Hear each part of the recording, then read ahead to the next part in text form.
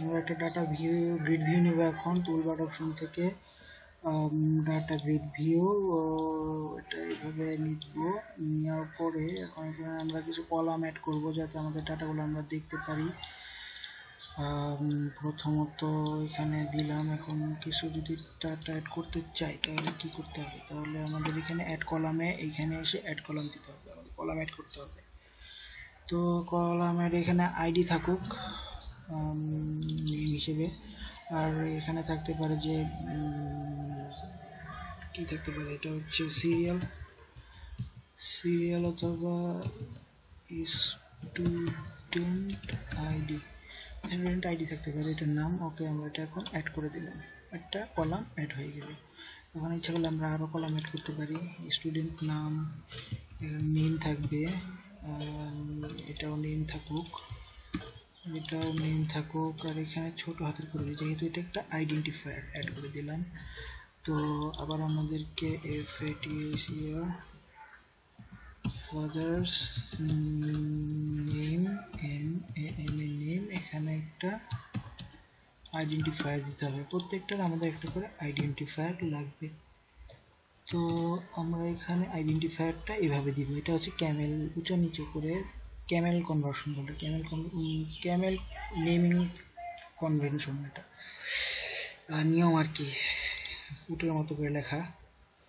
তারপরে আমরা আরেকটা অ্যাড করতে পারি, এটা হচ্ছে মাদার্স নেম। এটা কপি করে নিলাম, এখানে আবার দিয়ে দিলাম। এখন এটাকে কমাই দিলাম, এটাকে রিনেম করে দিলাম আইডেন্টিফায়ার হিসেবে। ওকে, এখন কলামগুলো আমাদের অ্যাড হয়ে যাচ্ছে। কিন্তু এখন হচ্ছে এসএসসি জিপিএ। তো এসএসসি জিপিএ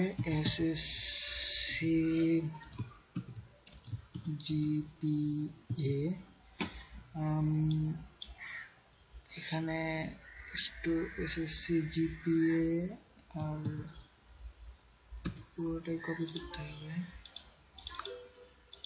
এটাকে করতে হবে, সাইজ করতে হবে, নাহলে সে নিবে না। এসএসসি জিপিএ, এসএসসি ছোট ছোট করে দিতে হবে। জানি না ভিডিওটা কেমন হইতেছে, আসলে কখনো ভিডিও বানাইনি, ফার্স্ট বানাইতেছি, দেখা যাক কতদূর পারি। তো আমরা আবার কাজে ফিরে যাই। এখন এই কলামটা অ্যাড করে দিলাম এসএসসি জিপিএ। এখন এসএসসি রোল ক্লোজ করে দিই, অনেক অ্যাড করছি, আরো অ্যাড করতে হবে, আরো 5টা অ্যাড করতে হবে, কি কষ্ট। ওকে, বড় করে দেই। এসএসসি জিপিএ আসবে নাকি আল্লাহ জানে। এটার সাইজ একটু ছোট করে দিতে পারলে ভালো হতো। ওকে, তাহলে আমাদের এখন আরো কলাম অ্যাড করতে হবে। কলাম হচ্ছে এসএসসি আর রোল,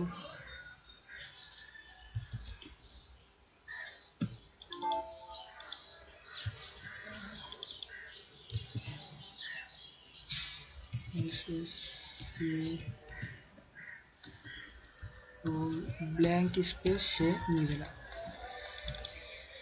কাজ করতে করতে আধামরা হয়ে গেলাম।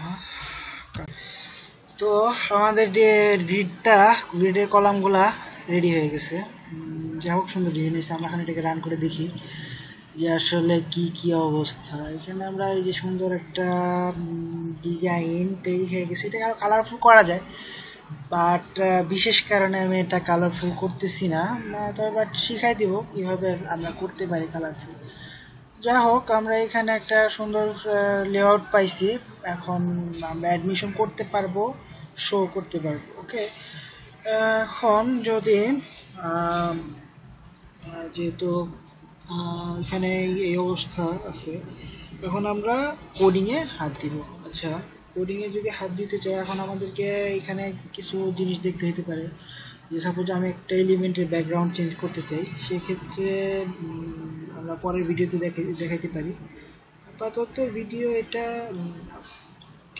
ওকে, থ্যাংক ইউ ফর দিস।